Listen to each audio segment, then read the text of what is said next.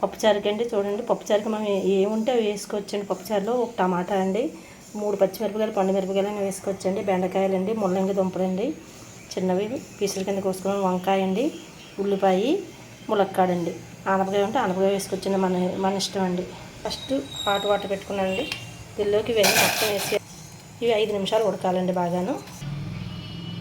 Friends మెత్తగా ఉడికిపోయాయండి. జరిగి మెత్తగా ఉడికిపోయి పప్పు ఉడకబెట్టుకు పక్క పెట్టుకున్నాను నేను. పప్పు దీనిలో వేసి చింతపండు పులుపు వేసుకోవాలండి. మనం తగినంత చింతపండు పులుపు వేసుకోవాలండి. మనం ఫ్రెండ్స్ చిక్కగా పెట్టుకోవచ్చు, పలుచగా పెట్టుకోవచ్చు అండి. కల్లుప్పు అండి, ఇది కల్లుప్పు వేసుకుంటే చాలా మంచిదండి, బాగుంటుంది. పప్పుచారు కూడా బాగుంటుందండి. పసుపు అండి, కారం అండి 1 స్పూను. మినిట్స్ మరగాలండి బాగాను, 1/4 గంట వరకు.